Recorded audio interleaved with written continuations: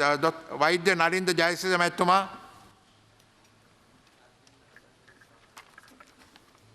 ගරු කතානායකතුමනි 2016 විසර්ජන පනත් කෙටුම්පතෙහි කාරක සභා අවස්ථාවේ අද දින විවාදයට ගෙනෙන අමාත්‍යාංශ හා ඒවා යටතේ ඇති අනෙකුත් දෙපාර්තමේන්තු හා ආයතන වලින් අදාළ අංක 193 221 328 111 220 දරණ වැල් ශීර්ෂයන්ගෙන් එක් වැඩසටහනින් සියලුම පුනරාවර්තන වියදම් හා මූලධන වියදම් රුපියල් 10කින් කපා හැරිය යුතුයයි මම යෝජනා කරමි.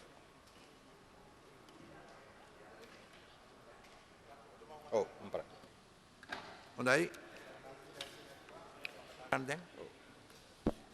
ගරු සභාපතිතුමනි සෞඛ්‍ය දේශීය වෛද්‍ය හා පෝෂණ අමාත්‍යාංශයේ වැල් ශීර්ෂය ආරම්භ කරමින් කතා කරන්න ලැබීමේ විශේෂත්වයක් තියෙනවා. කළුතර දිස්ත්‍රික්කෙන් පහුගිය මහමැතිවරණයෙන් මේ පාර්ලිමේන්තුවට තේරීපත් වෙච්ච മന്ത്രിවරු 10 දෙනා අතරින් එක් മന്ത്രിවරයෙක් සෞඛ්‍ය අමාත්‍යවරයා වශයෙන් හිටිද්දී ඒ වගේම මේ විවාදය ඒ දිස්ත්‍රික්කයේ മന്ത്രിවරයෙකුට ඒ දිස්ත්‍රික්කයේ മന്ത്രിවරයෙක් හැටියට ආරම්භ කරගෙන ලැබෙ ගැන සතුටු වෙනවා. උදව් කරන්න. ඉතින් ඔව් ගරු සභාපතිතුමනි අපට සෞඛ්‍ය සම්බන්ධයෙන් ලෝකේ වඩා ඉහළ පිළිගැනීමක් තිබුණා. විශේෂයෙන් මේ දකුණු ආසියාවෙත් ආසියානු කලාපයේත් සෞඛ්‍ය දර්ශක පිළිබඳව කතා කරද්දී අපේ ආර්ථික මට්ටමට වඩා අපේ ඒක පුද්ගල ආදායමට අපේ දලජේතික නිෂ්පාදිතයට වඩා සෞඛ්‍ය දර්ශක වලින් අපි ඉහළින් හිටියේ. උදාහරණයක් හැටියට කියනවා නම් 1945 අපේ දල උපත් අනුපාතික තිබ්බේ 36යි 1000කට 36යි 2014 වෙනකොට 1000කට 16.9 දක්වා අපි වර්ධනය කරගෙන තිබෙනවා. ඒ වගේම අපේ දල මරණ අනුපාතිකය 1945 තිබ්බේ 1000කට 22යි ඒ 2014 වෙනකොට 6.2 දක්වා අපි අඩු කරගෙන තිබෙනවා. මාතෘ මරණ අනුපාතිකය ගත්තොත් සජීවී උපත් ලක්ෂයකට 1945 1652ක් වුණා 2014 වෙනකොට අපි 22 දක්වා අඩු කරගෙන තියෙනවා. ලදරු මරණ අනුපාතිකය 1000කට 1946 141ක් තිබුණා. ඒ 2014 වෙනකොට 9.02 දක්වා අඩු කරගෙන තියෙනවා. ඒ වගේම උපතේදී අපේක්ෂිත ආයු අපේක්ෂාව 1945 තිබුණ අවුරුදු 45.75යි 2014 වෙනකොට අපි අවුරුදු 74 දක්වා වර්ධනය කරගෙන තිබෙනවා. මේ සාම්ප්‍රදායික සෞඛ්‍ය දර්ශක පැත්තෙන් ගත්තොත් ගරු සභාපතිතුමනි අපිට ඇත්තටම යම් ගුණාත්මක බවින් ඉහළ සෞඛ්‍ය සේවාවක් අපේ රටේ පැවතුණයි කියන්න පුළුවන්කම තිබුණා. මොකද මම නැවතත් කියන්නේ 1945 අපේ ඒක පුද්ගල ආදායම ඩොලර් 142 වෙලා තියෙද්දි තමයි අපි මේ දර්ශක අත්පත් කරගෙන තියෙන්නේ. මෙවැනි ඉහළ සෞඛ්‍ය දර්ශක රටක් හැටියට අපි අත්පත් කරගන්න ඕන හේතු මොනවද?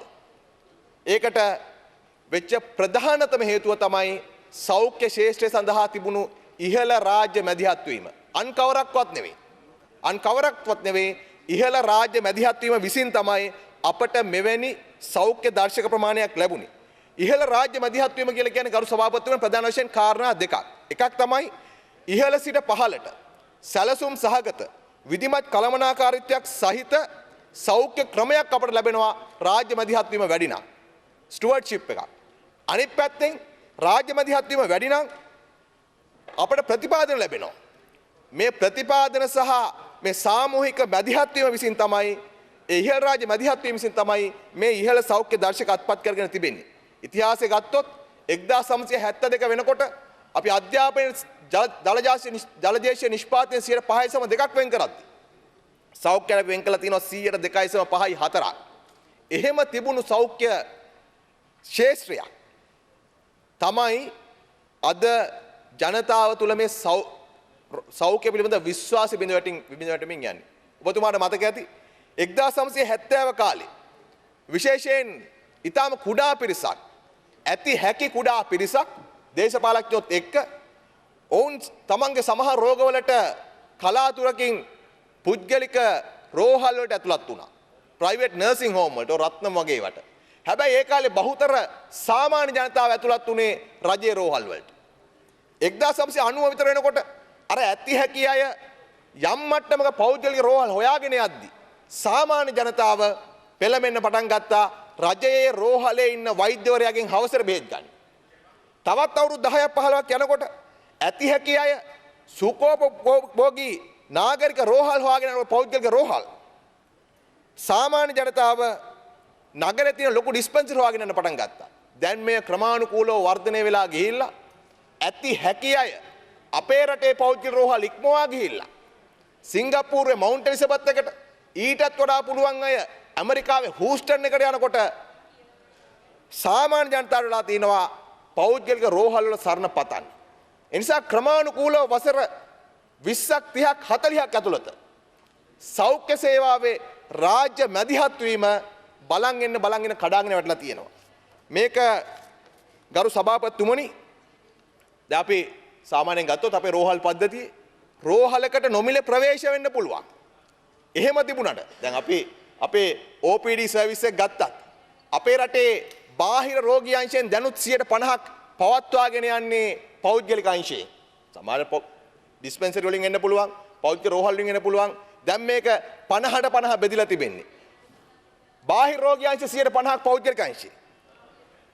ලැබොරටරි සර්විස් එකෙන් සාමාන්‍යයෙන් ගත්තොත් 40ක් 50 පෞද්ගලික අංශය. ඖෂධ නිකුත් කිරීමේ 50%ක් විතර පෞද්ගලික අංශයෙන්. ඒ විතරක් නෙවෙයි වෛද්‍ය අධ්‍යාපනය සහ පුහුණුවත් පෞද්ගලික අංශයට යොමු කරමින් යනවා. පටන් අරගෙන තිබෙන්නේ. තමුන්නාන්සලා අයවැයෙන් හොඳයි. එහෙම තීන්දුවක් ගත්ත එක වෛද්‍ය අධ්‍යාපනය හැර කියලාවත් දාපු එක. නමුත් ඒකට ඉඩකඩ විවෘත කරලා තිබෙනවා. මේ පෙන්눔 කරමින් තියෙන්නේ. ක්‍රමානුකූලව රාජ්‍ය මැදිහත් වීම සෞඛ්‍ය ශාස්ත්‍රයට අහිමි කරමින් බිඳ දමමින් යනවා. මේක සෞඛ්‍ය ශාස්ත්‍රයේ රෝගී වෙන බරපතල කාරණයක්. ලෝක සෞඛ්‍ය සංවිධානය වසර 2000 තමන්ගේ වාර්තාවකින් මෙන්න මෙහෙම කියනවා. Poorly structured, badly led, inefficiently organized, inadequately funded health system can do more harm than good. අකාර්යක්ෂම නරකට නායකත්වය දෙන ඒ වගේම විධිමත් සංවිධානය නොවුණු අසම්පූර්ණ ලෙස ප්‍රතිපාදන වෙන් කරන ලද සෞඛ්‍ය සේවාවක් හොඳට වඩා නරක තමයි කරන්නේ. අපිට දැන් වෙලා තියෙන්නේ ඒකයි.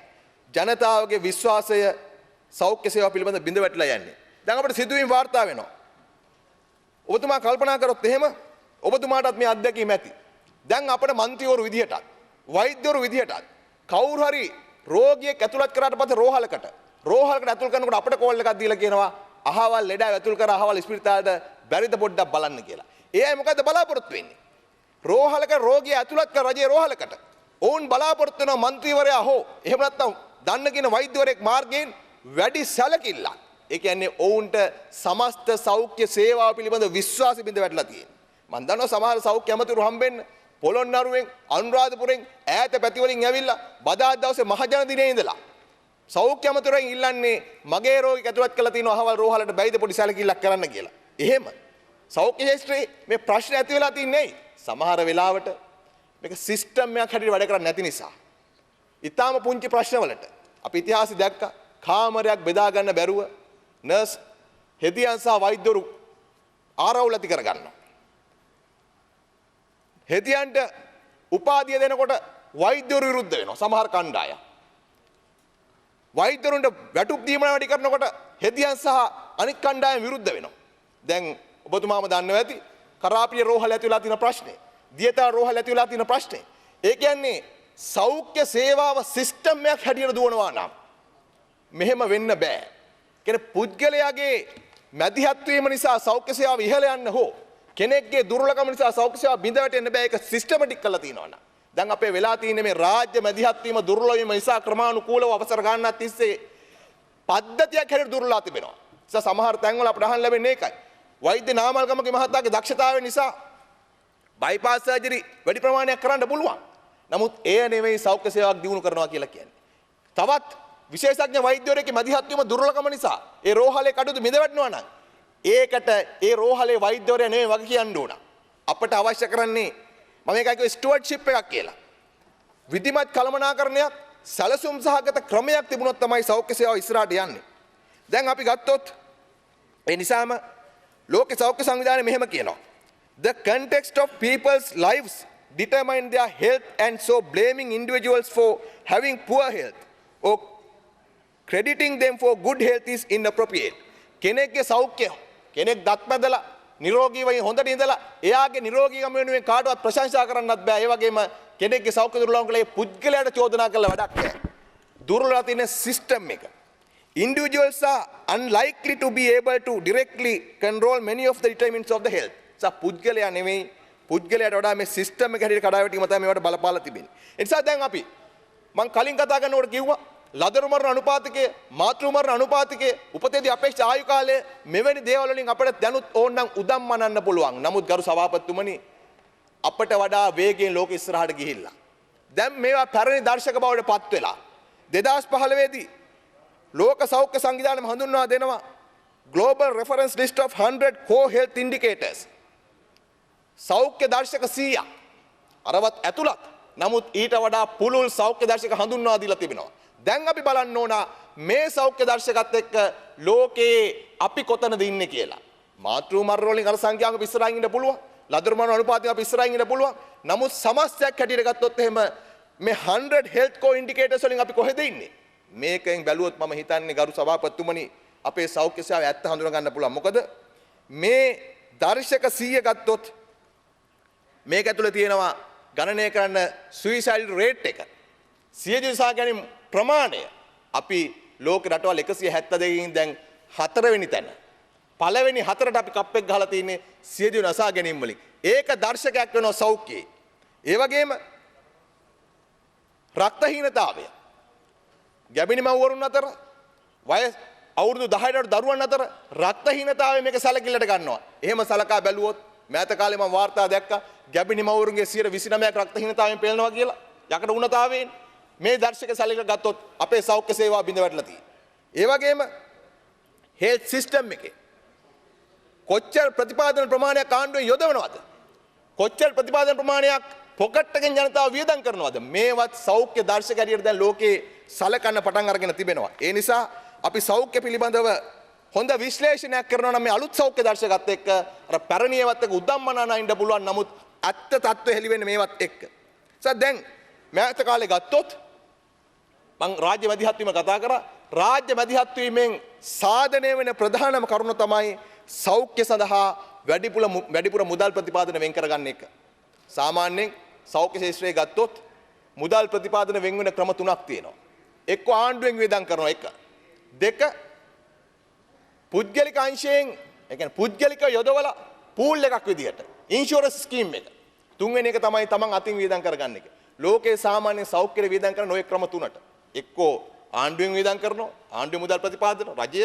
එහෙම නැත්නම් ඉන්ෂුරන්ස් ස්කීම් එකකින්. එහෙම නැත්නම් පොකට් එකකින් වියදම් කරන විදියට. සාමාන්‍යයෙන් රජයෙන් වෙන් කරන මුදල ඒක පුද්ගල සෞඛ්‍ය වියදම ගත්තොත් 2012 ලෝකයේ සාමාන්‍යයෙන් රටවල් වල රජයෙන් වියදම් කරලා තිනවා ඒක පුද්ගල සෞඛ්‍ය වියදම විදිහට ඩොලර් 615ක්. දල සාමාන්‍ය ගත්තොත් ඩොලර් 615ක්. සමහර රටවල් වියදම් කරලා තිනවා ඩොලර් 7919ක්. ඩොලර් 8000කට කිට්ටු වෙන සමහර රටවල් රජයෙන් ඒක පුද්ගල සෞඛ්‍ය වියදමක් විදිහට දරලා තිනවා. උදාහරණයක් ගත්තොත් ඕස්ට්‍රේලියාවේ ඩොලර් 4085ක් වියදම් කරනවා ඒක පුද්ගල සෞඛ්‍ය වියදම රජයෙන්. කියුබාවේ ඩොලර් 526යි.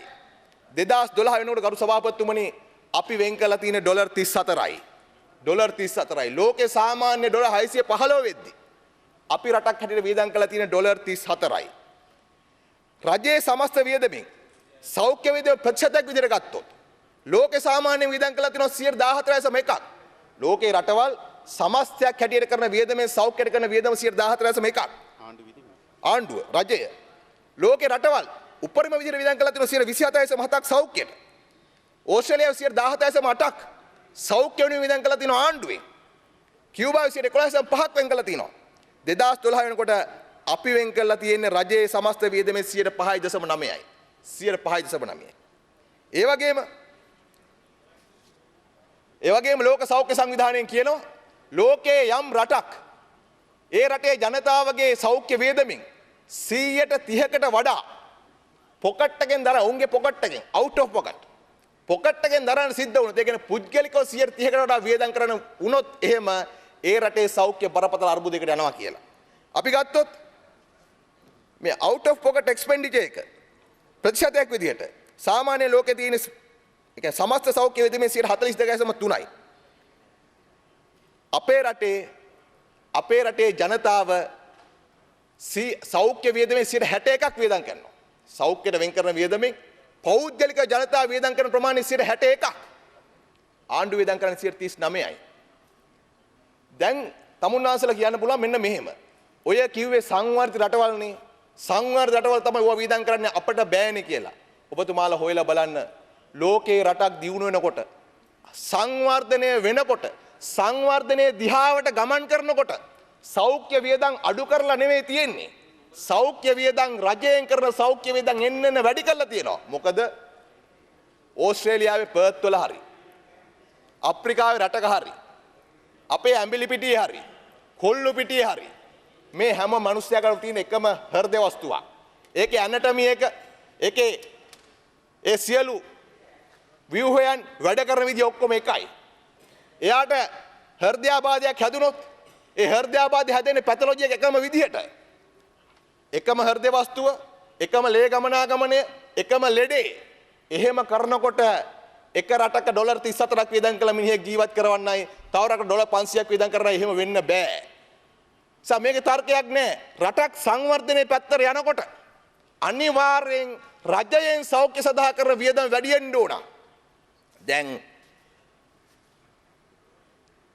දකුණු අප්‍රිකාව ගත්තොත් දකුණු අප්‍රිකාවේ 9.7ක් ඔවුන් වෙන් කළා තියෙනවා සෞඛ්‍ය. ඒ කියන්නේ සමාවෙන්න. දකුණු අප්‍රිකාවේ කෙනෙක් පුද්ගලිකව තමන්ගේ සෞඛ්‍ය වෙනුවෙන් වියදම් කරන වියදම 9.7යි. එක්සත් එංගලන්තේ 4.6යි. ස්විට්සර්ලන්තේ 16යි. අපි වියදම් කරනවා 61ක්. ඒ නිසා තමයි එළියට බැස්සට පස්සේ පේන්නේ ක්ලිනික් එකට ගියාට පස්සේ ගන්න තියෙන බෙහෙත් ටික ක්ලිනික් එකේ නෑ එළියෙන් ගන්න වෙලා තියෙනවා. උණක් හැදිලා ගියාට පස්සේ ලේ ටික මූත්‍රා ටික පරීක්ෂා කරගෙන එළියට යන්න වෙලා තියෙනවා. OPD එකට යනවා වෙනුවට එළියෙන් බෙහෙත් ගන්න වෙලා තියෙනවා. මේවා තමයි ජනතාවගේ පොකට් එකෙන් යන වියදම. දැන් මේ දර්ශක ඔක්කොම තියෙද්දි තමුන්නාන්සලා මෙවර අයවැයෙන් මේකට සාධනීය ප්‍රවේශයක් අරගෙන තියෙනවද? ඒකයි සලකන්න ඕන. 2014 සෞඛ්‍ය දේශීය වෛද්‍ය පෝෂණ අමාත්‍යාංශ වෙනුවෙන් වියදම් වෙන් කරලා තියෙනවා බිලියන 113.7ක්. එය මෙවර 174 දක්වා වැඩි කරලා තියෙනවා. හොඳයි. ඒ වගේම අලුත් අයවැය යෝජනාත් එක්ක රුපියල් බිලියන 180 දක්වා වැඩි වෙලා තියෙනවා. වැඩිවීම ගත්තොත් රුපියල් බිලියන 66ක් වැඩි වෙලා තියෙනවා. ඒක හොඳයි.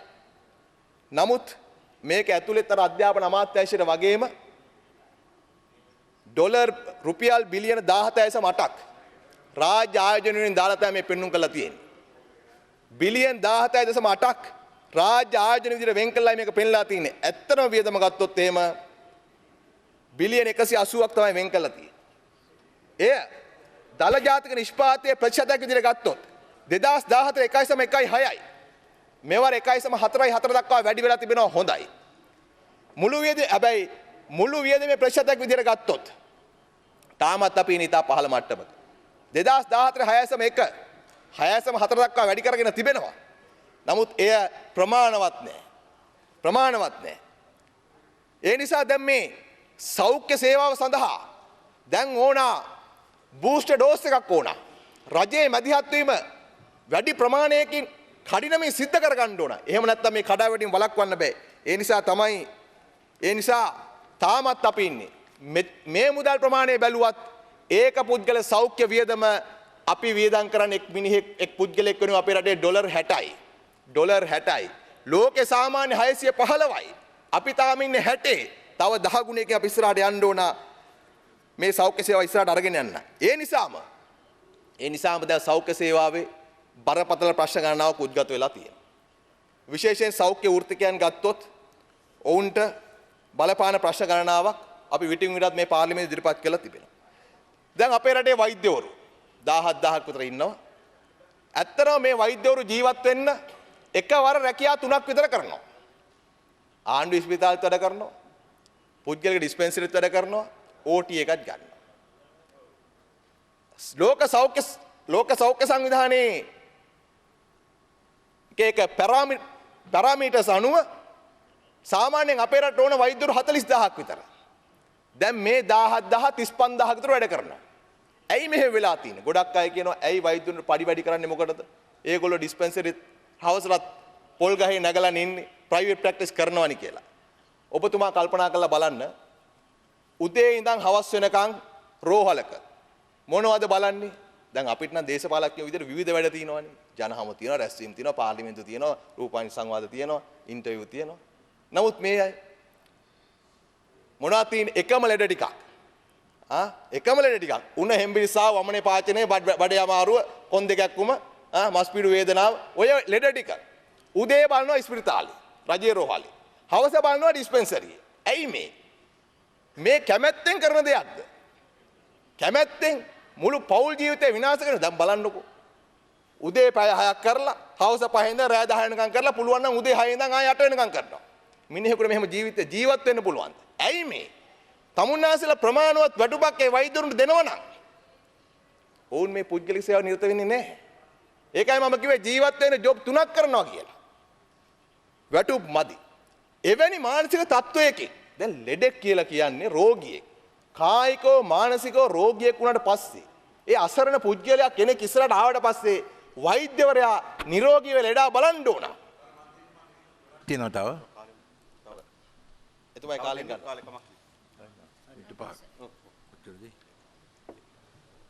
වෛද්‍යවරයා නිරෝගී මානසිකත්වයෙන් ඉන්න ඕනේ. හැබැයි මෙහෙම පීඩනයකින් කොහොමද වෛද්‍යවරු බලන්නේ? අපි වෛද්‍ය විද්‍යාලේ ඉන්න කාලේ රාජසේනාත් ඇමතුමාත් දන්නවා සාමාන්‍යයෙන් එක රෝගියෙක්ගේ හිස්ටරි එක ගන්න පැයක් විතර ගන්නවා. හැබැයි දැන් මේ නිදොස්වරලාට කොච්චර වෙලාවක් තියෙනවද? සමහර විට කාමරේ ඇතුල් වෙනකොට බෙහෙත් ටික ලියලා ඉවරයි. එයි. එතරම් ප්‍රමාණයක්, එතරම් තදබදයක්. මෙහෙම මානසික ව්‍යාකූලත්වයකින්, මෙහෙම ස්ට්‍රෙස් එකකින් කොහොමද දොස්තරවරු වැඩ කරන්නේ? නිසා ඔවුන්ගේ මානසික තත්ත්වය ඉහළට ගන්න වැඩපිළිවෙලක් තියෙන්න ඕන. ඒ වගේම දැන් මේ පහුගිය දවස්වල ඔවුන්ට තිබුණු දීමනත් කපලා දුරකථන දීමන රුපියල් 4000ක් තිබ්බ 2500 අඩු කරලා. එහෙමනේ. ඒකත් අඩු කරලා. ඒ වගේම නිකන් ඔහේ දැන් ශ්‍රී ලංකා වෛද්‍ය සභාව ඔවුන් වෛද්‍ය පීඨවල තත්ත්වය පිළිබඳ පරීක්ෂා කරනවා. ඒ ගුණාත්මක භාවය පිළිබඳ සහතික වෙනවා. නමුත් අපිට කොහෙද සහතිකයක් තියෙන වෛද්‍යවරුන්ගේ හැකියාවන් ඔවුන්ගේ දක්ෂතාවයන් වසරෙන් වසර දියුණු කරන්න වැඩපිළිවෙලක් තියෙනවද? අපිට മന്ത്രിවරුන්ට විදේශ සංචාර තියෙනවා, පුහුණු වීම තියෙනවා. රජයේ සමාන නිලධාරීන්ට විදේශ පුහුණු වීම තියෙනවා. මම අහන්නේ මේ සාමාන්‍ය වෛද්‍යවරුන්ට කොහෙද පුහුණු වීමක්? ඇයි ඒගොල්ලෝ ලෝකේ රටවල් අලුත් තාක්ෂණ අලුත් බෙහෙත් දැනගන්න ඕනේ නැද්ද? ඒ නිසා වෛද්‍යවරුන්ට සිද්ධ වෙලා තියෙනවා සමහර ඖෂධ සමාගම් වල නියෝජිතයන් එක්ක දේවල් අහගන්න. ඇයි අපිට බැරි අපේ රටේ වෛද්‍යවරුන්ට එහෙම විදේශීය පුහුණුවක් දෙන්න? පුහුණුවක් දීලා අපි අවුරුද්දෙන් අවුරුද්ද ඒගොල්ලන්ගේ ස්කිල් ඇසස් කරමුකෝ. අපි බලමු. ෆේල් කරන්න නෙමෙයි. නමුත් ඔවුන්ගේ හැකියාවන් දියුණු කරන්න වසරෙන් හෝ දෙකකින් වැඩපිළිවෙලක් හදලා ඔවුන්ගේ ගුණාත්මක බව දියුණු කරොත් ඒක තමයි සෞඛ්‍ය සේවාවට බලපාන්නේ. ඒ වගේම ඔබතුමා දන්නවද මේ වෙනකොටත් සාමාන්‍යයෙන් අපේ රටේ වෛද්‍ය පීඨවලින් පිට වෙන අයගෙන් 50% රට අතහැරලා ගිහිල්ලා තිබෙන්නේ. මේ කරුණු මත වැටුප් ප්‍රශ්නේ, මේ මානසික පීඩාවන් සියල්ල 50% රට අතහැරලා ගිහිල්ලා තිබෙන්නේ. ඒ වගේම තමයි මේ හෙදියන්ට බලපාන ප්‍රශ්න ගොඩක් තියෙනවා. සාමාන්‍යයෙන් අපේ රටේ හෙද සේවාව 31000ක විතර ඉන්නවා. ඉන්න ඕන 66000ක්. ඉන්නේ 31000යි. ඒ නිසාම ජාතික රෝහලේ සමහර ශල්‍යාගාර ප්‍රමාණවත් විදිහට වැඩ කරන්නේ නැහැ. ඒ කියන්නේ එක විශේෂයෙන් හදිසි අනතුරු ඒකකවල එක ඇඳක් සඳහා හෙදියක් වෙන් කරන්න ඕන. එහෙම නැතිකම් විසින් නියුරෝට්‍රෝමා එකේ ජාතික රෝහලේ ඇඳන් 60න් 24යි පාවිච්චි කරන්නේ. හෙදියන්ගේ ප්‍රශ්න නිසා, වෙන මොකුත් ප්‍රශ්නයක් නිසා නෙමෙයි. ඒත් දැන් අපිට තියෙනවා හෙද විදුහල් 17ක්. නමුත් මේවයේ හෙද විදුහල් වල උගන්වන ගුරුවරුන්ගේ තදබල හිඟයක් තියෙනවා. අවුරුදු 8කින් බඳවගෙන නැහැ. 389ක් ඉන්න ඕන තැන ඉන්නේ 184යි. නුවර හෙද විදුහලේ 60ක් ඉන්න ඕන ඉන්නේ 18යි. ගාල්ලේ හෙද විදුහලේ 40ක් ඉන්න ඕන ඉන්නේ 8යි. මාතර හෙද විදුහලේ 16ක් ඉන්න ඕන තැන ඉන්නේ 3යි. කොළඹ හෙද විදුහලේ 22ක් ඉන්න ඕන තැන ඉන්නේ 5යි. රත්නපුරේ 18ක් ඉන්න ඕන ඉන්නේ 8යි. මේ ටියුටර්ස්ලා හෙද සිසුවියන්ට උගන්වන ගුරුවරුන්ගේ බලවත් හිඟයක් තියෙනවා. සෞඛ්‍ය අමාත්‍යාංශයෙන් 2012 අගෝස්තු 27 වෙනිදා 50 දෙනෙක්ගේ කණ්ඩායම් දෙකක් බඳව ගන්න තීන්දුවක් අරගෙන තියෙනවා. නමුත් බඳව ගත්තේ 69යි. සයිතන බරපතල ප්‍රශ්නයක් තියෙනවා. හෙද විදුහල් වල මොකද?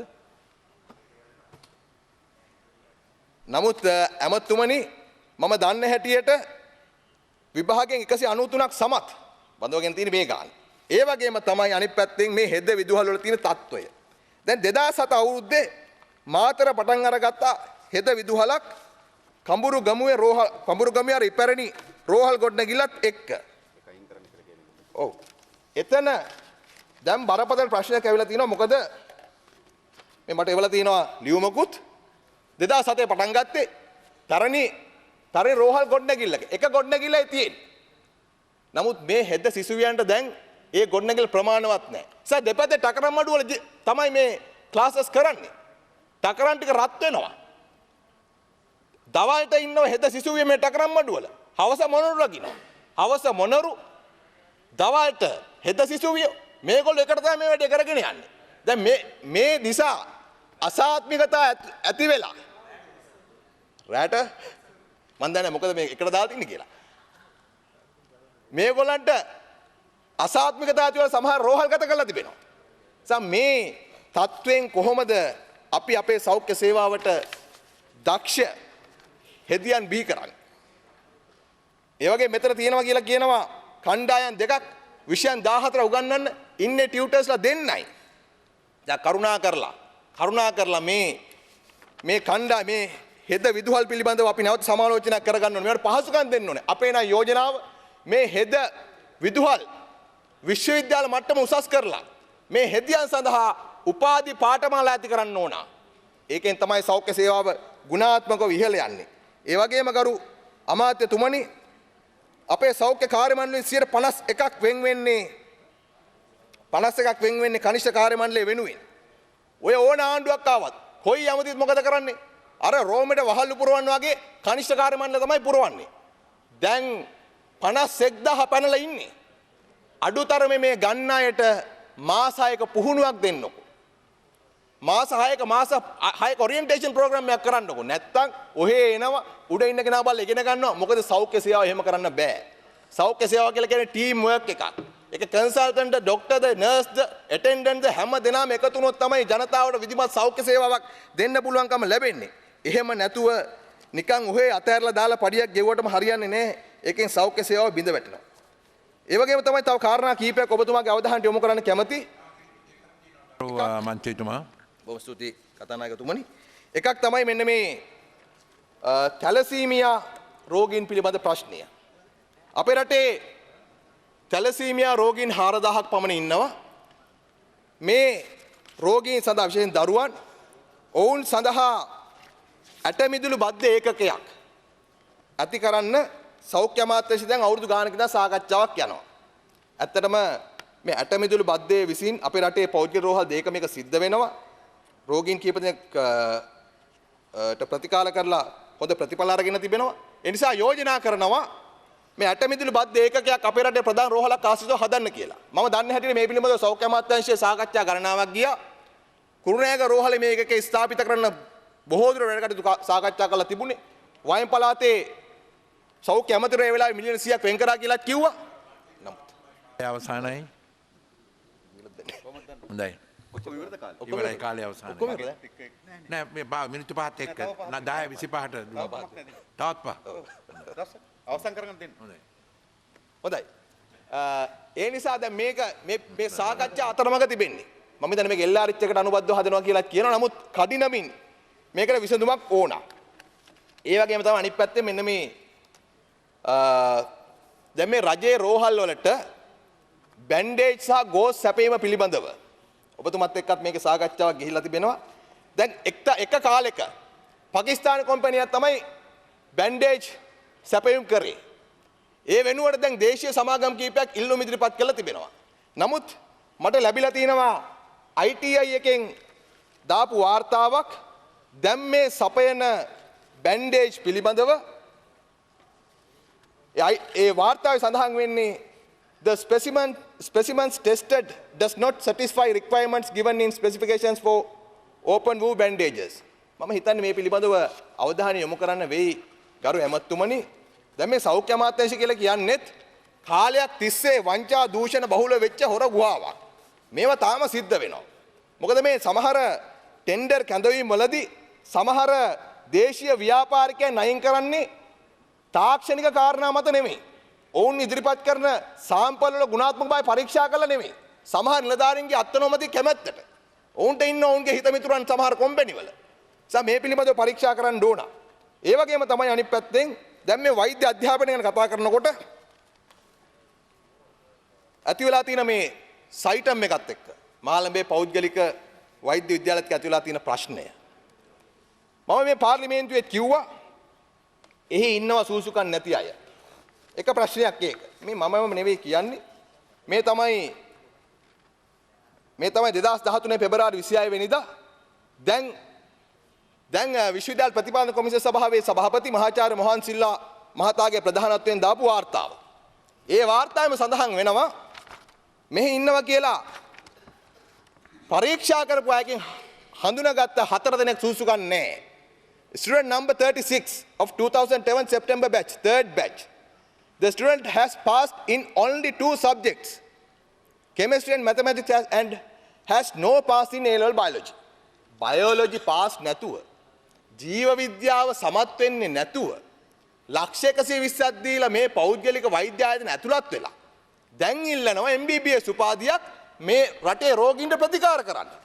මොකද්ද මේ? දැන් මේකට අවසර දීලා අපි කොහාටද යන්න හදන්නේ?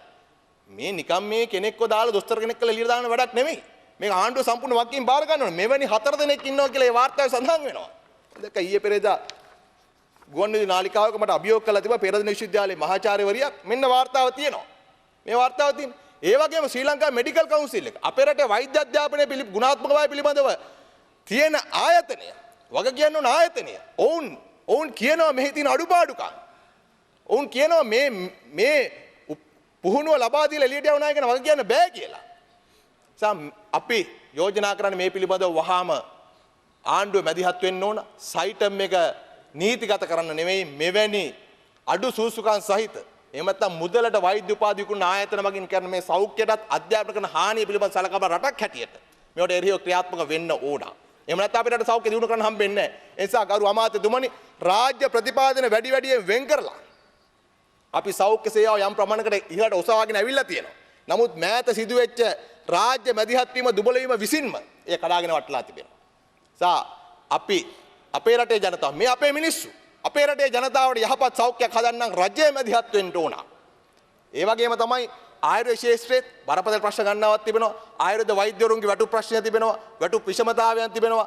දැන් ආයුර්වේද රෝහල් වල ඖෂධ හිඟයක් තියෙනවා. ඒ වගේම ඉදි කරපු ආයුර්වේද වෛද්‍ය විද්‍යාල ගොඩනැගිලි වල පහසුකම් නැහැ. ඒ ශාස්ත්‍රයේ ප්‍රශ්න ගන්නවකුත් තිබෙනවා. කොහොම වුණත් අපට සෞඛ්‍ය සේවාව මීට වඩා ඉහළට ඔසවා තැබීම වෙනුවෙන් ජනතාවගේ ජීවිත උසස් කිරීම වෙනුවෙන් මීට වඩා මැදිහත් වීමක් කරන්න වෙනවා. ඒ වෙනුවෙන් අපි ලෑස්ති මැදිහත් වෙන්න. ඒ වගේම අපි කියන්නේ රාජ්‍ය මැදිහත් වීම තමයි අංක 1. ලෝකෙත් එහෙම තමයි සිද්ධ වෙන්නේ. ඒ රාජ්‍ය මැදිහත් වීම අත තියන්නේ නැතුව අපි හැමදෙනාම කතා කරලා රටක් විදිහට රටේ ජනතාවගේ සෞඛ්‍ය සේවාව ඉහළ නැංවීම